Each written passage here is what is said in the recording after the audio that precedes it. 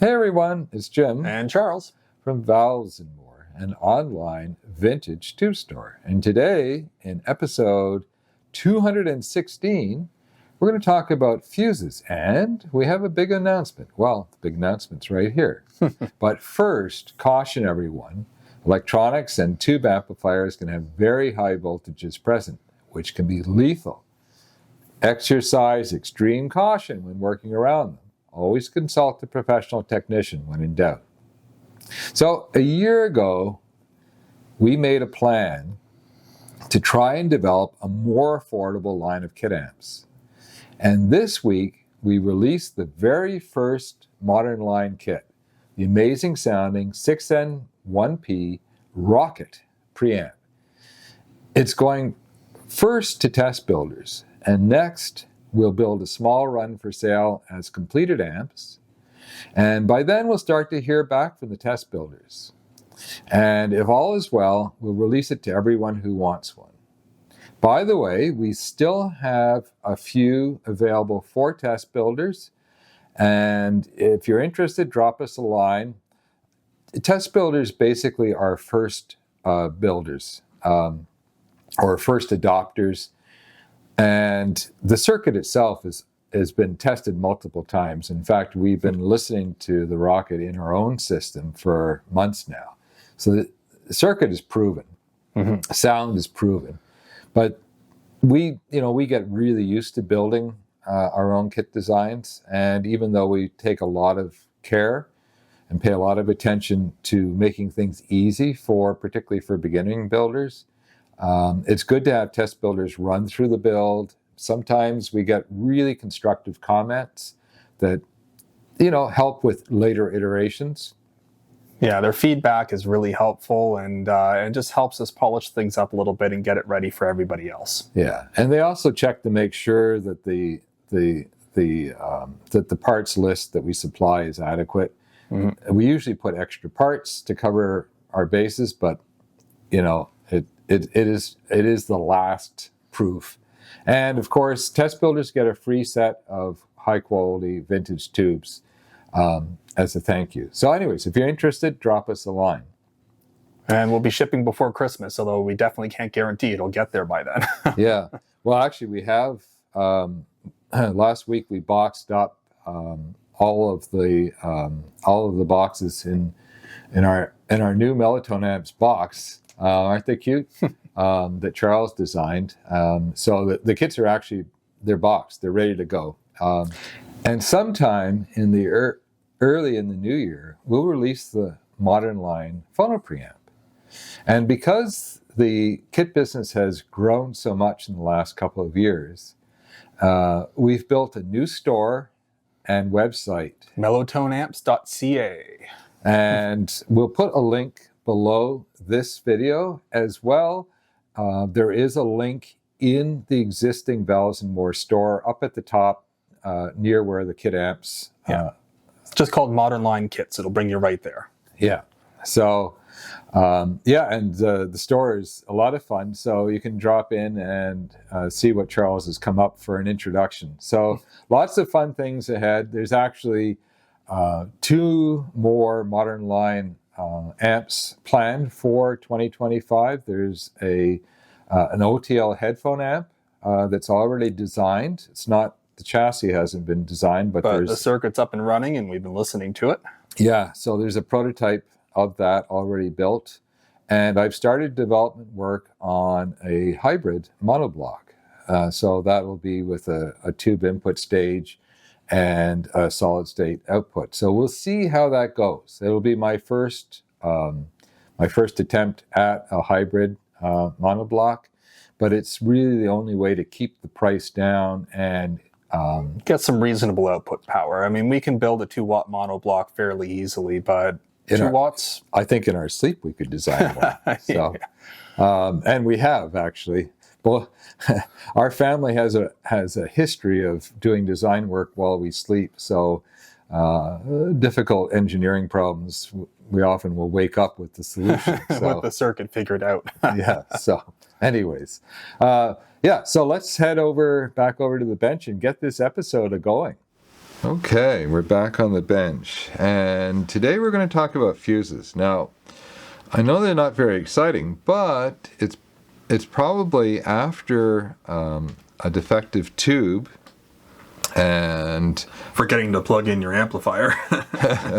I was going to say, or a defective interconnect. Interconnect cables actually are a really common problem. I would say they're almost as common as having a defective tube. But after those two troubleshooting items to look into, if you've got a problem in your amp, a blown fuse is probably number 3, and it's very, very common. So let's take a little look at a bunch of types of fuses, and we'll talk a little bit about how to troubleshoot. So there's literally hundreds of types of fuses out there. Here's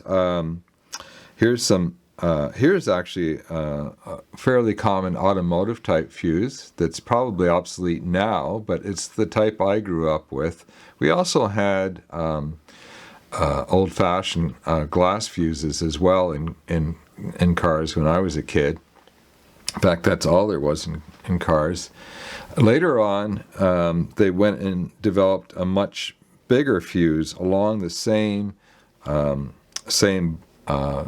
technology, and these are used for marine applications and solar applications.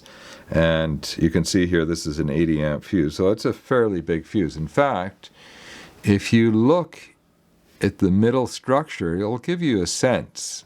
Now, you can't figure out exactly what the amperage rating is, but look at More material there, typically the higher the rating. Yeah, exactly.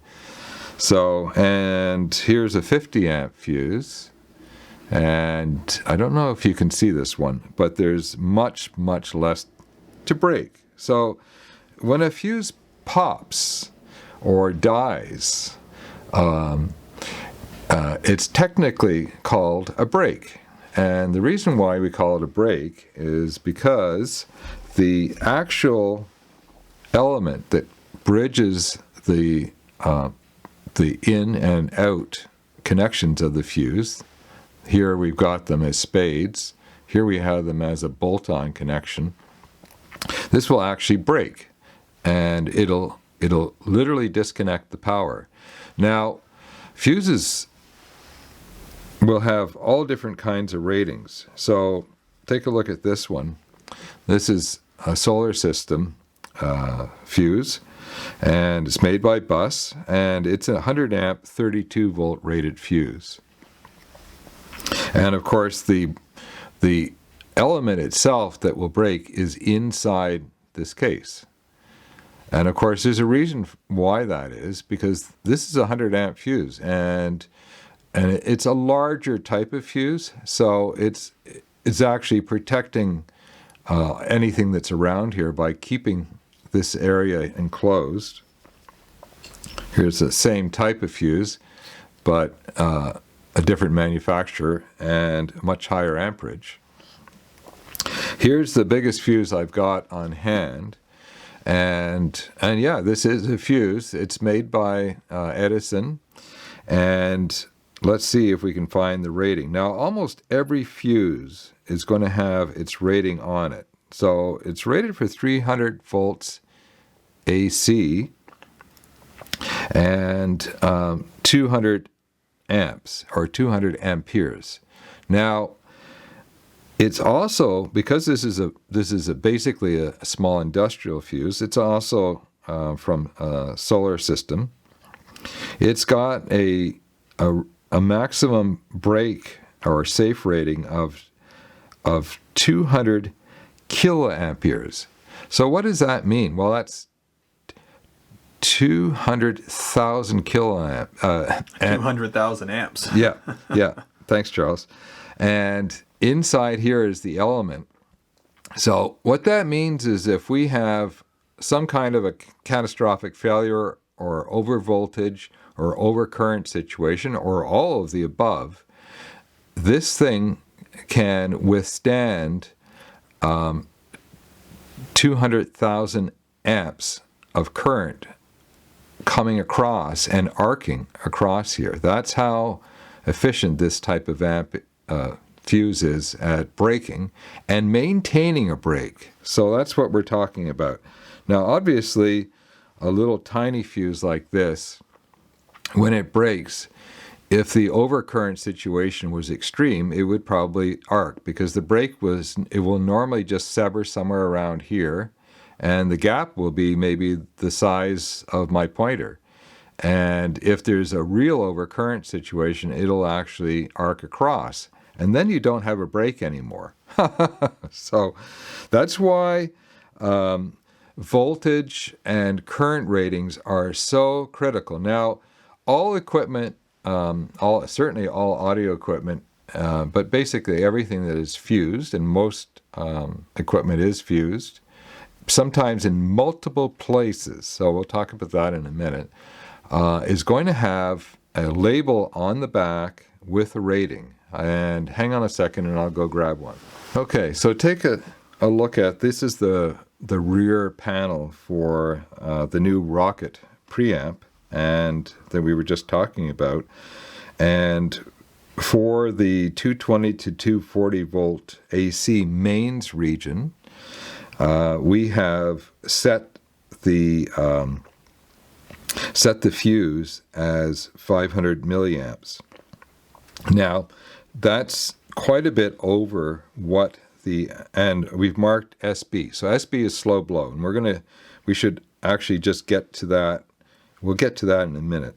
Now, fuses can't be rated for exactly the current draw on startup, particularly on tube amps, because there's a current surge on startup. Yeah, and we've gone over that before on an earlier video where we showed how it's measured. Basically, designers want to find the current rating for the primary fuse, or any fuses in the equipment, that will break quickly if there's a fault, but also not wear out and break too frequently because they're too close to the surge value. Now, take a look at the back panel for the 110 to 120 volt AC region. So half the voltage. So this is North America, this is Europe and the rest of the world. And the fuse doubles. It went from 500 milliamps, which is half an ampere, right, to 1 amp. And it's also, of course, a slow blow. And the reason for that, of course, is the mains voltage. Half the voltage, double the current. Yeah.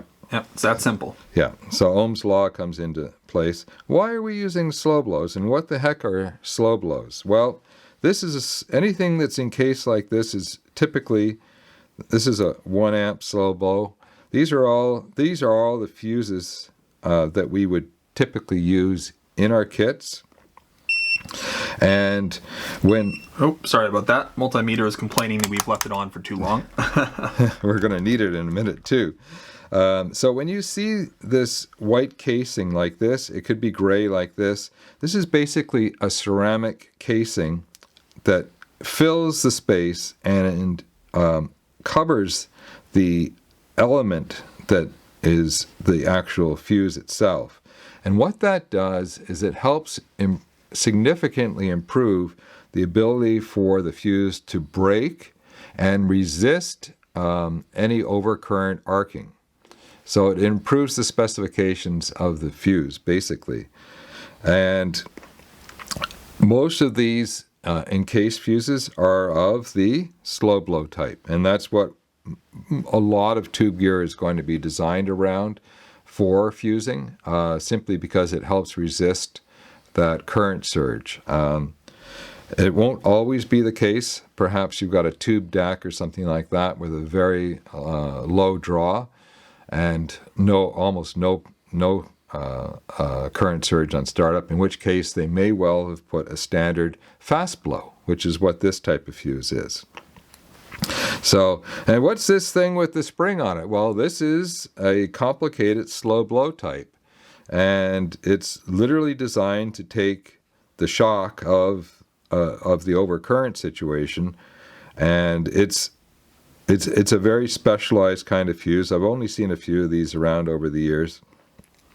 And as I mentioned earlier, there's all different kinds. There's short ones, There's long ones, there's medium ones, and they all have specific measurements and types, classes, what they're used for.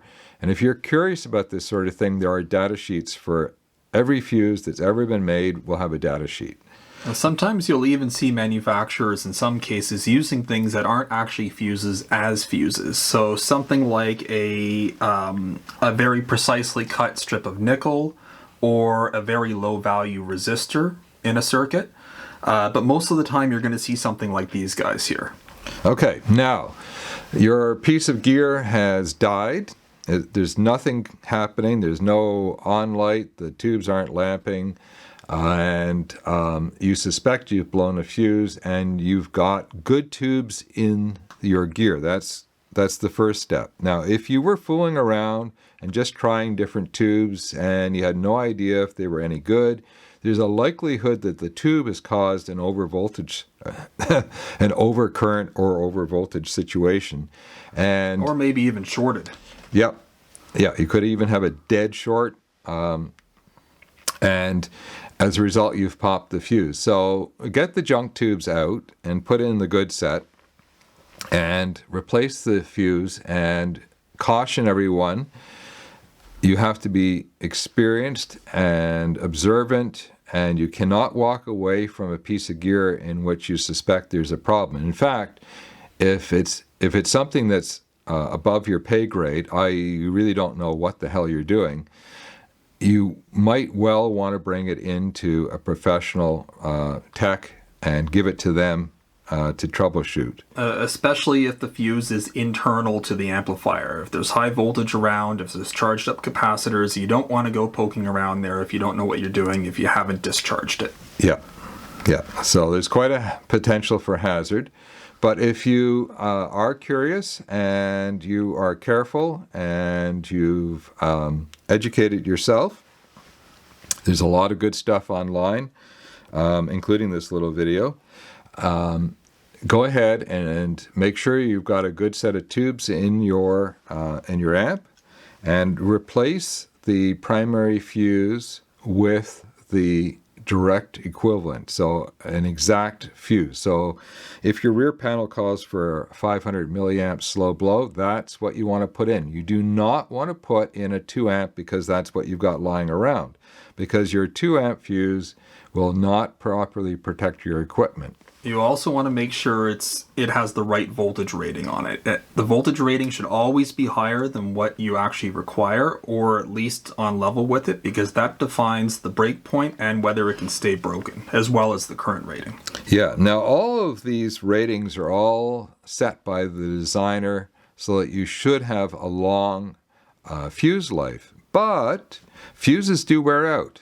So there may be no fault in your piece of gear whatsoever, and the fuse is broken because you've cycled it 1,000 times in a year or something like that. Yeah, in fact, the reason why we came up with this episode is because Charles cycled one of our monoblocks a lot one morning while he was testing some tubes, and he broke the fuse. And it was one of our oldest designs, one of our oldest builds. And the fuses had been in there for probably, 3 or 4 years now, maybe. Yeah, but it was probably the cycling, one cycle after another of surging that broke the fuse eventually. It probably got hot, and maybe it was weakened a little bit. So how do you actually check to see if you actually blown a fuse? Well, the standard method, of course, with a glass fuse like this and an element is you can just unplug your gear, remove the fuse from its holder.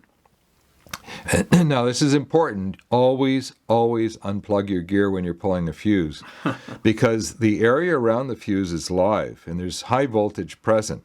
So, and if there's an overcurrent situation, it could be a very dangerous area to make a mistake. So unplug. And in the case of a fast blow glass fuse like this, you would see the break. It would be easy to see the break. In the case of an enclosed body like these ceramic fuses, you can't see it all. So you're going to have to check it for conductivity, and the best way to do that is a multimeter. So that's really quite straightforward. Let me see if I can do this without getting my fat finger's in your road. So just bring your multimeter to it, set it into the ohm function. And it should have very low resistance. Yeah. Now I'm on camera here and I probably didn't clear the end caps, but you can see it's settling down to about, half an ohm, 0.1 of an ohm.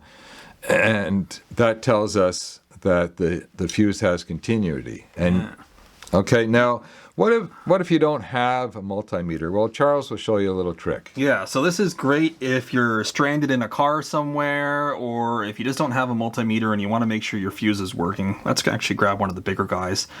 Fuses are conductive, and touchscreens work off of conductivity. So you can actually use a fuse like a little stencil. So all you have to do is touch one conductive side and see if it'll draw on your phone or tablet or touchscreen.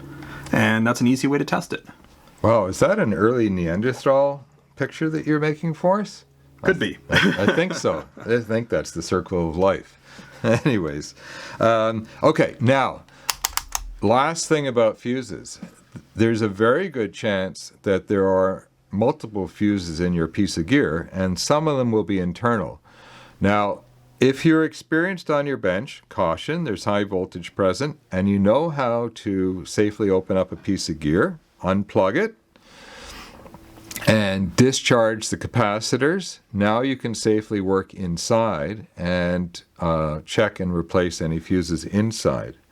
Now, if a fuse is replaced and it immediately pops and there's no obvious problem to show why it popped, and you verified that you've put the correct specified fuse in your amp, then the likelihood is that you have a fault. So do not put a bigger fuse into your amp and hope that it'll work properly. You most likely will start a fire, melt down your amp and or your tubes or your entire house. Or if you're in an apartment, your whole apartment building. So fuses are there to break if there's a fault. Will fuses break if there's every type of fault? No, unfortunately, they can only really break if there is a significant overcurrent situation. So there could be a fault and your amp has got smoke coming out of it. In fact, you first smelled a little whiff of something annoyingly electronic. Yeah, and saw the magic smoke escaping. As soon as you get that whiff, you Unplug. should be unplugging immediately and then not plugging it back in until you found the fault. Yeah. So anyways, hopefully that helps everybody do a little bit of troubleshooting. Just be careful, conscientious. Fault finding is not something to do first thing in the morning before you've had your second cup of coffee or when you're half asleep and not able to focus. Turn off your phone, focus on the task at hand, do your research, take your time, and in many cases, a broken fuse is just a worn out fuse. But if there's any indication at all that it's a significant problem, unplug your amp, get it out of the system, and bring it into a knowledgeable technician. Yeah, and they'll fix the problem up right quick. Okay, Charles, you've got some tubes to show off, don't you? Some really cool stuff. Let's get them out here. Okay, what have you got for us, Charles? Okay, well, we were lucky enough to find some more of these absolutely amazing Photon 6N8S tubes. And of course, that is the 6SN7 equivalent that was made in the former Soviet Union. And these are the early versions, the only ones that we really like because they're very reliable, they test great, and they sound amazing too. They sound very much like early 6SN7 tubes do, like the famous bad boys. Yeah, except these are either GTA or GTB rated, which is the modern specs, so they should be good to go for any modern amplifier, yeah. And they have these beautiful big plate getters you can kind of see in the background here, lots of flashing on them, and they're just great tubes. But these ones in particular are really interesting because they came with boxes that we've never seen before. Take a look at these beautiful boxes here. Now, CCCP is the Cyrillic for what we used to call the USSR, or the Union of Soviet Socialist Republics. Yeah. And so this was branded almost certainly for export, and you can see they had the original tube number here, and they stamped the box with a 6SN7 on it. And they did the same thing with the tube here too. We have the original 6H8C, and if we rotate it, they painted 6SN7 GT on the side and some silver paint there, which is really interesting. So we can see that it was set up for export, but it gets even more interesting from there, because someone took the time to make an English data sheet. And isn't this incredible? It looks like it was handwritten and then somehow copied, either with a block or press or something, because all this is embossed. I think, is it embossed? Yeah, you can actually feel it. So okay, so it was done on some sort of a small press. Yeah, and so someone took the time to make a proper data sheet. Unfortunately, they aren't in every one of these boxes here, but they have all the proper data, all handwritten. I think you've got a stamp at the bottom as well with a date. Yeah, there's a couple here actually. So that is 1965, it looks like. Yeah, in fact, all of these early photons that we've ever seen typically are from about 1955 to 1967. And I mean, up until now, all of the stock we found has mostly come out of Eastern Europe and was all made for the Soviet republics. So it wasn't designed for export. So it would only have the Cyrillic number on it, and no considerations to Western tube buyers, English data sheets, for sure. Oh, and we have another stamp over here too. I just remembered about it. This guy right here, which when translated says that this tube contains 0.00411 grams of silver. Which might be the secret ingredient. Now, that's probably on the input grid. Now, some Soviet-era tubes actually had a very small amount of gold on the input grid. And they would be proudly talking about that. And you know, if you're an audiophile, you probably know about the sonic properties of silver. And some people are totally all in on it. Mm-hmm. I met a guy who rebuilt electrostatic speakers, and he would silver solder and silver rewire the electrostatics, and he claimed it definitely made a difference in clarity. So yeah. So the wonderful thing about these tubes is that they're reasonably affordable, and they are without a doubt a sleeper. And we're going to hold the price. And we haven't talked about pricing for a while. And in the new year, we'll probably do a little talk about availability and pricing. But we've been really trying to hold the price on everything. And we've been watching online as some prices have just gone absolutely insane. Yeah, to ridiculous levels. I mean, some things we're paying considerably more to get in, and we have to raise the price on, or we'd be losing money on them. But certain things like this, we're holding them as long as we can, because we want to get these good vintage tubes out to you guys at a reasonable price. Yeah, so we still have, I mean, we found a mixed case lot. Now, you might think, what the heck is a mixed case lot? Well, what happened is the repair shops in the former Soviet Union and in the satellite countries might only get a dozen tubes and wouldn't get a case lot. And somebody has gone around and put together all of these miscellaneous new old stock tubes into case lots. So you end up often with 20 with one date code and 10 with another date code. So we first measure for GM. That's the number right on the front there. And the GM is a percentage of new old stock. So 100 is the center value for new old stock. That can vary depending on the tube manufacturer and the tube type. But generally 100 is the center value for new old stock. And so we'll match first for GM and second for date code and then third for aesthetics, because the electrical performance of the tube is number one, of course, always. What else have you got, Charles? Okay, well, actually, a very similar looking tube. Let's take a look at this guy right here.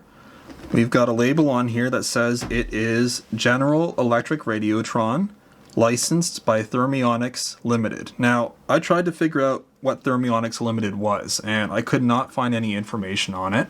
If anybody out there knows, it'd be great if you could pop it into the comments. You've got 3 manufacturers in mind, though. Yeah, so this is almost certainly made in Canada. It says right here on the label, and the majority of the tubes that we have of this type were say that they're made in Canada. So it was likely either made by RVC, which was a manufacturer in the Toronto area that made tubes for a lot of different manufacturers. And really didn't release anything under its own manufacturing name except for mil-spec tubes, which they probably sold directly under contract. Yeah, and you'll see the little RVC circle logo, which unfortunately isn't on this guy here on those. It's also possible it was made by Marconi, and possible it was made by Westinghouse. So if it was the Marconi plant, they had a huge plant in Montreal that my dad actually walked by as a boy that was 4 city blocks square. So that's probably a square mile or something like that. Anyways, he said it was massive, and it took forever to get past the gate or past the wall of the factory. And if it was Westinghouse, they had a plant in Hamilton, Ontario. Yeah, so this is very similar in construction to the Photon, because almost all the early 6SN7s had this type of construction, these back-to-back T-plates. In fact, the Photon would have come from probably manufacturing equipment that was supplied in the early years of the Second World War that the United States brought over, probably under Lend-Lease, which basically means, fight the war. We'll support you. We'll support you, fight the war, and who knows what happens to the equipment when it's done. Yeah, maybe you pay us back later, maybe you give us back all those bullets. Yeah. Yeah, so these are actually early GT tubes. So unlike the Photons, they're not actually going to work in many modern amplifiers. Some of them that were properly designed, like our Universal 6 or 12 SN7, will run these guys. And they'll sound absolutely amazing in the Universal amp. In fact, the Universal amp really, it shines with modern 6SN7s, but there's a unique sound to these early tubes, and it's very similar to the bad boys. We actually profiled these whenever we were first developing the Universal and did some frequency sweeps, and this had actually better low-end performance than the bad boys in our testing. And the bad boys have a reputation for low-end performance. Excellent low-end performance. So these sound fantastic. We've got a number of matched pairs of them, and if you have an amp that can run them, then we'd be happy to send them out. Please don't put them in something modern and kill them. It'll be a real shame. Yeah. Okay, well, thanks for doing that, Charles. Well, it's that time of year, and it's an amazing year it's been. I hope everybody is all set for the season, and we'd like to wish one and all a wonderful holiday season. I hope you just have the best, most relaxing time. Hopefully some great sounding tube generated music is part of your holiday season. And we wish everyone the best of the season and a really great new year. This is Jim and Charles signing off. Cheers, everyone.